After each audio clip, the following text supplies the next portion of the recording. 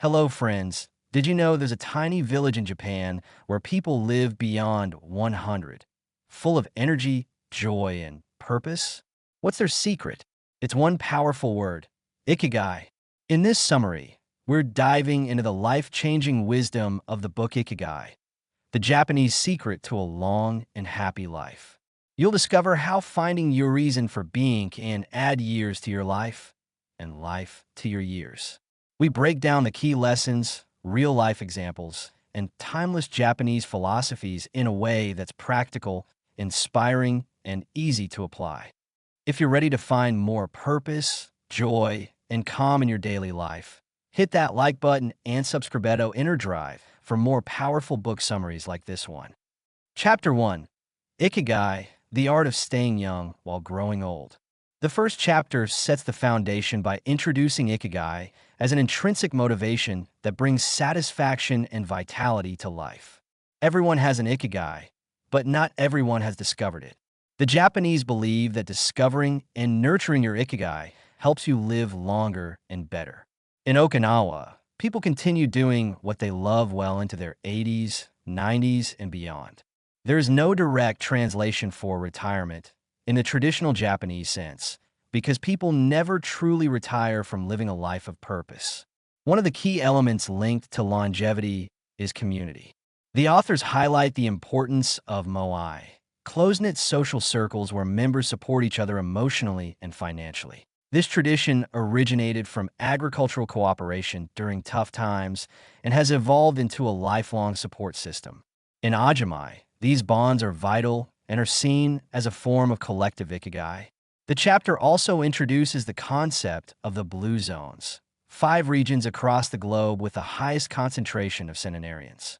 These are Okinawa, Japan; Sardinia, Italy; Loma Linda, California; Nicoya Peninsula, Costa Rica; and Icaria, Greece. Across these regions, common traits include a plant-based diet, regular physical activity, strong social connections, moderate alcohol consumption, and above all, a sense of purpose. Dan Buettner, a National Geographic explorer, is cited for his research on these zones. He found that people in these areas manage time well, reduce stress, avoid processed foods, and remain socially engaged.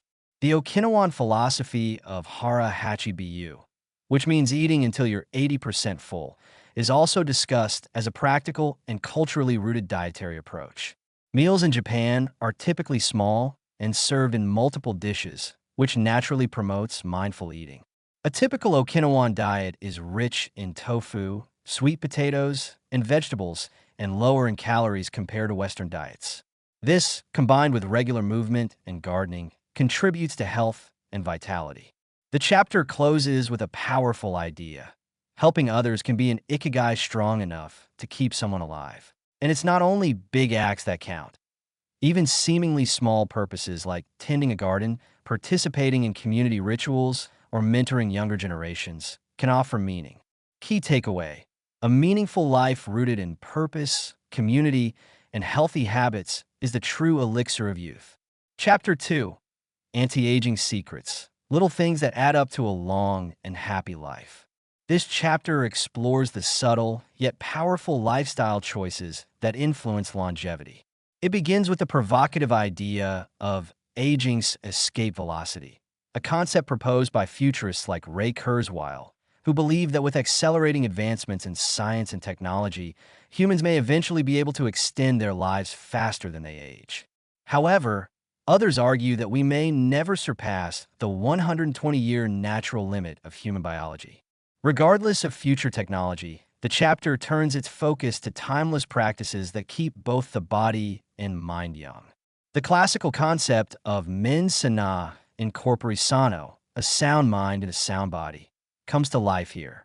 A mentally active brain correlates directly with physical health and longevity. The work of Israeli neuroscientist Shlomo Bresnitz is referenced, emphasizing the danger of falling into routines and mental autopilot. To maintain vitality, we must constantly stimulate our brains with new experiences, challenges, and learning. The authors also highlight several scientific studies. One study from the University of California revealed that chronic stress shortens telomeres, the protective ends of chromosomes, leading to faster cellular aging. In another experiment, stress induced by job interviews and math problems activated immune responses in harmful ways, indicating the degenerative impact of prolonged stress. Yet, the chapter doesn't suggest avoiding all stress. Low levels of stress, such as those experienced when working on meaningful challenges, have been linked to better health outcomes. In fact, psychologist Dr. Howard Friedman found that people who engage deeply in their work and persist through mild stress tend to live longer than those who avoid effort and retire early. The book underscores the hazards of a sedentary lifestyle. Sitting for long hours is now known to accelerate aging. Simple daily habits, such as walking, playing with children or pets, using stairs instead of elevators, and getting enough sleep are emphasized as core longevity tools. Sleep, in particular, is described as a model's best-kept secret because it promotes melatonin production, a powerful natural antioxidant that supports immunity and slows aging. The chapter closes with insights from a 100-year-old Okinawan woman who sang a poetic ode to life. Eat with joy, wake up early, walk daily, stay social, and keep your fingers moving.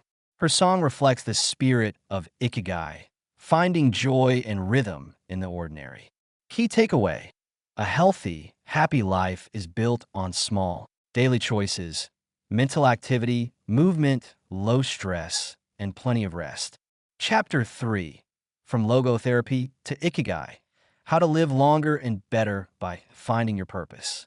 This chapter explores the deep philosophical and psychological foundations of Ikigai by comparing it with Viktor Frankl's logotherapy. Logotherapy is centered on the belief that human beings are driven by a search for meaning. Frankl, a Holocaust survivor, discovered that the people who survived the concentration camps were often those who had something to live for: a future project, a family member, or a higher goal. The authors explain that logotherapy encourages individuals to confront their existential frustration, not suppress it. This confrontation can lead to a breakthrough in understanding one's purpose. Rather than seeking happiness directly, logotherapy teaches that fulfillment arises when one devotes themselves to a meaningful task. This mirrors the idea behind Ikigai. Key differences between psychoanalysis and logotherapy are highlighted. While psychoanalysis looks to the past and analyzes neuroses, logotherapy looks to the future and encourages action. Logotherapy does not dwell on the problem, but instead asks, what gives your life meaning now? The chapter includes powerful case studies from Frankl's work. One such example is a mother who overcame her suicidal thoughts after realizing her life had value because she devoted herself to caring for her paralyzed son. Another story features a diplomat who found relief from depression not through years of psychoanalysis, but by simply changing his career path to something he truly valued. The authors also introduce Morita therapy, developed in Japan around the same time as logotherapy. While logotherapy emphasizes discovering purpose, Morita therapy teaches acceptance. Instead of controlling emotions, it encourages embracing them and moving forward with appropriate action. The concept is beautifully explained using the metaphor of a donkey tied to a post. The more the donkey struggles, the more entangled it becomes, just like people who try to escape their emotions rather than accepting and understanding them. Together, logotherapy and Morita therapy form a bridge to Ikigai, a life philosophy that combines acceptance, presence, and purpose. Key takeaway: discovering your purpose doesn't require extraordinary circumstances. Meaning can be found in daily life, and once discovered, it becomes the fuel for resilience and longevity. Chapter 4: Find flow in everything you do: how to turn work and free time into spaces for growth. This chapter delves into the psychological state of flow, a term popularized by psychologist Mihai Csikszentmihalyi, which refers to being completely immersed and absorbed in an activity. When in flow, time seems to stop, external worries fade, and one experiences deep satisfaction. Flow happens when we are doing something we love, that challenges us just enough to stretch our abilities, but not so much that it causes stress. The authors note that achieving flow often requires being present and fully focused. Multitasking is discouraged because it fragments attention and dilutes both joy and effectiveness. Instead, people who regularly enter flow states, whether through sports, writing, programming, cooking, or even gardening, report higher levels of happiness and fulfillment.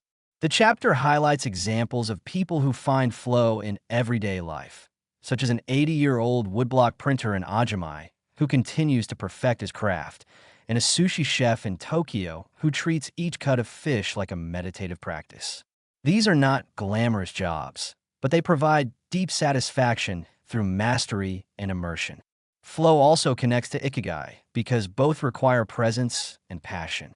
It's not about waiting for a perfect job or circumstance, but about bringing attention and care to what we already do. Practices like meditation, deep breathing, and scheduling uninterrupted blocks of time can enhance the ability to experience flow. Key takeaway: life becomes richer and more meaningful when you immerse yourself fully in what you love. This is where passion meets purpose.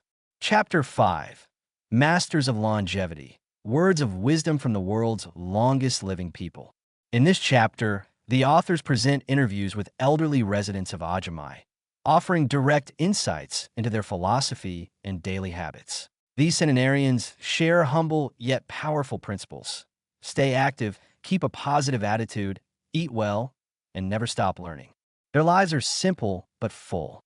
One woman, aged 102, says her Ikigai is talking to people.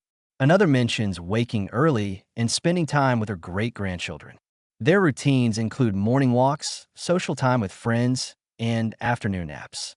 None of them mention wealth or status. Instead, joy is found in relationships and simplicity. The authors observe a pattern. These individuals stay busy, remain curious, and hold gratitude for what they have. Their sense of humor and optimism are infectious. They also share an ability to adapt to change without resistance, a trait linked to emotional resilience. These real-life examples illustrate that Ikigai isn't about grand ambitions. It's about showing up each day with love, service, and gratitude. The elderly of Ajimai embody the wisdom of aging well, not by avoiding old age, but by embracing it with grace. Key takeaway: longevity is rooted in attitude. Stay active, curious, and grateful, and let your relationships nourish your soul. Chapter 6: Lessons from Japan's Centenarians, Traditions and Daily Rituals for a Long Life. This chapter offers a closer look at the cultural practices in Okinawa that promote health and happiness. Key daily habits include eating a mostly plant-based diet with lots of vegetables and very little sugar, practicing gentle exercise like radio taiso, a form of group calisthenics, and daily gardening, participating in moai, social groups, and community events, having a strong spiritual or philosophical grounding. One of the strongest rituals discussed is the Okinawan saying, "Ikariba chode." Once we meet, we are like brothers and sisters. This spirit of hospitality and deep connection adds emotional nourishment to daily life. Elders also follow seasonal rhythms, rising early, staying active during daylight, and sleeping when dark. Meals are small and beautifully arranged, promoting appreciation and mindful eating. These habits aren't followed as rules, but as natural expressions of their way of life. The authors stress that these rituals aren't about perfection or performance. They're embedded in the culture and done with joy and flexibility. Key takeaway: rituals create rhythm and beauty in daily life. They anchor us, strengthen community, and gently promote physical and mental well-being. Chapter 7: The Ikigai Diet, What the World's Longest Living People Eat and Drink. This chapter focuses on dietary habits as a cornerstone of long life. Okinawans follow what's now known as the Ikigai diet, mostly plant-based, rich in antioxidants, and deeply mindful. The authors explain that people in Ajimai consume only around 1,800 to 1,900 calories per day, significantly less than many Western diets. They eat a variety of seasonal vegetables, tofu, sweet potatoes, seaweed, miso, and very little meat or sugar. The principle of hara hachibiyu, eating until you are 80% full, is a core practice. This prevents overeating and gives the body a chance to digest with ease. Meals are often small and served on multiple plates, encouraging variety and portion control. They also drink lots of green tea and jasmine tea, both known for their anti-inflammatory properties. The book contrasts this with calorie-restrictive studies in lab animals, which show that lower caloric intake is associated with longer lifespans. While extreme calorie restriction isn't promoted, eating mindfully and lightly, especially with nutrient-dense foods, is encouraged. Notably, meals are treated as social and sacred moments. People express gratitude before eating with the phrase "itadekamasu," meaning "I humbly receive." This attitude of appreciation adds a layer of psychological well-being to the physical nourishment. Key takeaway: a simple, plant-based, and mindful approach to food, guided by Hara Hachibiyu, nourishes both body and soul for long-term vitality. Chapter 8: Gentle Movements, Longer Life, Exercises from the East that Promote Health and Longevity. Movement is not seen as a chore in Okinawa. It is woven into daily living.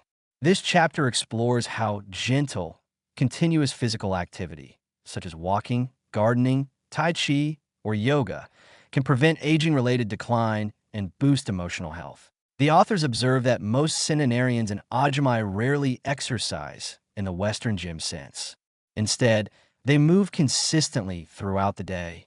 Gardening, walking to neighbors' houses, cleaning, and cooking are all active pursuits that keep their bodies nimble and strong. Practices like radio taiso, qigong, and tai chi are common among older Japanese. These exercises involve slow, deliberate movements, deep breathing, and mental focus, helping improve balance, flexibility, and mental calm. Scientific studies cited in the chapter confirm that regular low-intensity activity reduces the risk of diseases like Alzheimer's, diabetes, and cardiovascular issues. In contrast, a sedentary lifestyle accelerates decline. Importantly, these movements are usually social. Community dance groups or morning stretching rituals foster both physical fitness and emotional connection. Movement becomes a joyful, shared experience, not an obligation. Key takeaway: longevity isn't about intense workouts. It's about daily, joyful movement that keeps the body and spirit agile. Chapter 9: Resilience and Wabi-Sabi, How to Face Life's Challenges with a Graceful Spirit. Here, the authors talk about the Japanese concept of wabi-sabi, a worldview that embraces imperfection, impermanence, and the beauty of the natural cycle of life. It aligns closely with resilience, the ability to recover from hardship and remain emotionally balanced. They highlight that elders in Okinawa have lived through wars, poverty, and natural disasters, yet maintain their calm, joyful demeanor. Their strength doesn't come from avoiding suffering, but from learning to accept and grow through it. This acceptance is often reinforced by spiritual or philosophical grounding, be it Buddhism, Shintoism, or a personal philosophy rooted in nature and simplicity. Another Japanese concept introduced is Ichigo Ichi. Every moment is unique and will never happen again. This fosters a mindset of presence, appreciation, and letting go of regret. Rather than resisting pain or clinging to youth, the Okinawans accept aging and death as natural parts of life. They continue to care for others, create art, and nurture their surroundings regardless of physical decline. Their resilience is quiet but powerful. The chapter ends with stories of elders who endured immense suffering yet found strength through connection, acceptance, and service. Key takeaway: resilience is born from accepting life's impermanence with grace. True strength lies in embracing each moment, imperfections and all. Chapter 10: The Ikigai of the Future, How to Apply the Wisdom of Japan's Centenarians to Your Life Today. The final chapter serves as a practical guide for readers to begin identifying and living their Ikigai. The authors suggest that while some people find their Ikigai through grand ambitions, Most discover it in the small joys and responsibilities of everyday life. Caring for a loved one, growing a garden, sharing a talent. They offer a series of reflective prompts and steps to help readers discover their Ikigai. What do you love? What are you good at? What does the world need from you? What can you be paid for?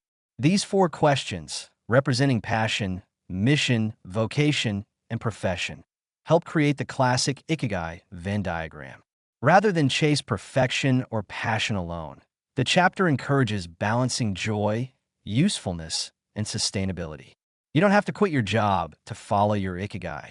You can bring purpose and flow into your current work, hobbies, and relationships. The authors reiterate the key lessons from the centenarians of Ajimai. Stay active, nurture relationships, eat well, move gently, face adversity with resilience, and live with intention. They invite the reader to start small, wake up a little earlier, try something new, reconnect with a friend, or spend more time doing something you enjoy. Ultimately, Ikigai is not a destination, but a way of being. It's found in the meaningful pursuit of life, one small moment at a time. Key takeaway: Ikigai is already within you. Start with what brings you joy, purpose, and connection, and live those moments fully. Conclusion. So what's your Ikigai? Maybe it's hidden in something you've always loved doing, or something the world desperately needs from you. The truth is, once you find that sweet spot where passion, mission, vocation, and profession meet, life begins to feel more meaningful and more alive. Remember, Ikigai isn't a destination. It's a journey of small joys, lasting habits, and quiet purpose. If this summary helped you reflect or inspired you even a little, please like this video and subscribe to Inner Drive. We've got more life-changing book insights and practical wisdom coming your way, so stay tuned.